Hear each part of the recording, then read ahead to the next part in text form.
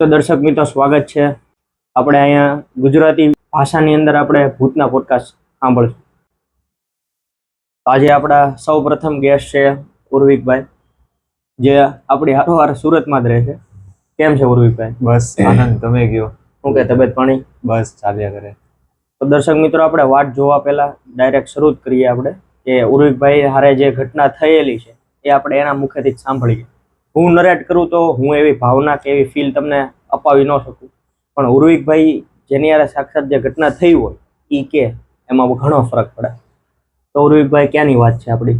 આ વાત છે અત્યારથી 1 વર્ષ પહેલાની વાત છે, જ્યારે હું એટલે 2024.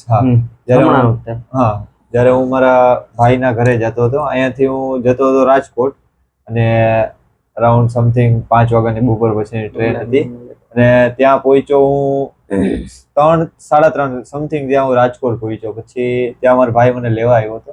તો અમે પછી ત્યાંથી એ તો 3 વાગે તો પછી ઘરે જવાનું એટલે પછી બહાર જ રખડતા હતા.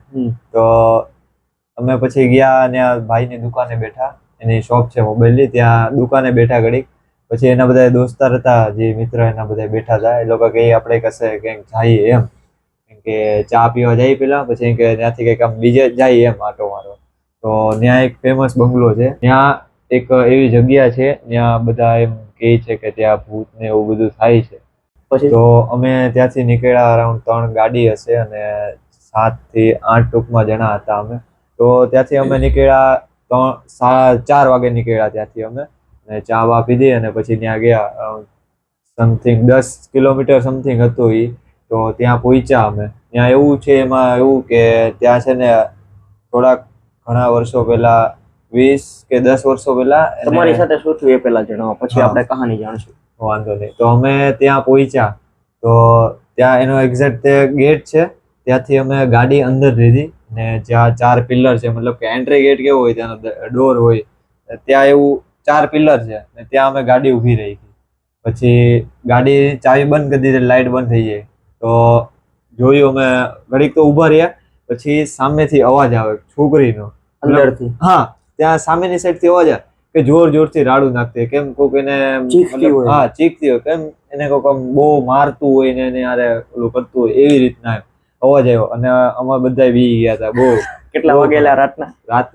સમથિંગ 4-4:15 જેવું થયું હતું ત્યાં અમે હતા. એટલે ઓલમોસ્ટ સવારનો ટાઈમ. હા, સવારનો time. As per my knowledge, મેં જેટલું જાણ્યું છે એટલું કે આ તો બ્રહ્મ મુહૂર્ત કહેવાય. બ્રહ્મ મુહૂર્તમાં આ ઘટના પણ હોઈ શકે, આપણે કઈ કહી ન શકાય. ત્યાં સમથિંગ કેટલા 4 વાગ્યા અમે ગયા હતા. ત્યાં તો કોઈને અલાઉડ નથી કે 12 વાગ્યા, રાત્રે 12 વાગ્યા પછી જવાનું, પણ તે દિવસે અમે ખબર નહીં કેમ જતા રહ્યા. તો ત્યાં અમે ગાડી જેવી બંધ કરી, સામેથી છોકરીનો અવાજ આવે, જોરથી રાડું નાખે. બધાની ફાટેલી હશે. બધાની પૂરેપૂરી, બધા બી ગયા હતા. તો અમે એવું કીધું કે અમે અહીંયા ઊભું રહેવાય એમ છે નહીં, હવે અહીંથી નીકળીએ. તો એક છે એન્ટ્રી ગેટ, બીજો એક્ઝિટ ગેટ. અમે એન્ટ્રી ગેટમાંથી ગયા, ત્યાં આગળ પિલ્લર પાસે ઊભા રહ્યા. પછી એક્ઝિટ ગેટમાંથી નીકળ્યા, જોરથી અવાજ આવે, જ્યાંથી પાછા આમ ફરીને આ બાજુ એનો રસ્તો છે. તો ત્યાં આવ્યા ને, તો અમને એવો આભાસ થયો, બધાને એવું થયું કે જ્યાં અમે ઊભા હતા ત્યાંથી જોરથી અવાજ આવે છે. હવે તમે જ્યાં ઊભા રહ્યા પછી?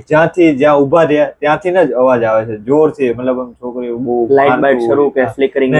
કાંઈ નહીં, ખાલી અવાજ જ આવે, બીજું કાંઈ નહીં દેખાય ને કાંઈ નહીં, ખાલી જોરથી અવાજ આવે, બધાને અવાજ આવે. પછી ત્યાંથી અમે નીકળી ગયા. આ રીતના કિસ્સો હતો. હવે તમે અહીંયા કહાની કહો કે છોકરીનો અવાજ, કે ત્યાં કહાની શું બને? ત્યાં એવું છે, ત્યાં આજુબાજુના 1 કિલોમીટરની અંદરમાં કોઈ રહેતું નથી. એટલે અહીંયા? હા, ત્યાં કોઈ રહેતું નથી. દર્શક મિત્રો, વાત થાય છે, આ લોકેશન છે રાજકોટની અંદર. ત્યાં 1 કિલોમીટર અંદર કોઈ રહેતું નથી. અને ત્યાં એમાં એવું છે કે આજથી 10-20 વર્ષ પહેલા કોઈ છોકરી, ત્યાં ક્લબ હતું ટૂંકમાં, ત્યાં 10-20 વર્ષ પહેલા કોઈ છોકરીને મતલબ બાળી નાખી, રેપ કર્યો છે એનો, અને ત્યાં વોશરૂમમાં જઈને એને બાળી નાખી. અત્યારે તમે પણ ત્યાં જશો તો ત્યાં એક આજની તારીખમાં પણ છે. હા, અત્યારની તારીખમાં, અત્યારે જાઓ તોય ત્યાં હશે એવું કે એને જે બાળી નાખી હતી ને જ્યાં, અને ત્યાં આખું વોશરૂમ આખું બ્લેક થઈ ગયું આખું બાળી. હા, એટલે અહીંયા આજની તારીખમાં સરકાર કે કોઈ અહીંયાની જેની પ્રોપર્ટી છે એ કાંઈ નથી, અહીંયા નથી, આઉટ ઓફ ઇન્ડિયા છે. તો દર્શક મિત્રો, આ હિસાબે આપણને જાણવા મળે કે આપણને ટૂંકમાં કહું તો હવે આપણી જવાની ઉંમરમાં આપણને ચૂલ ઉપડે જોવાની કે જાણીએ આપણે છે હું.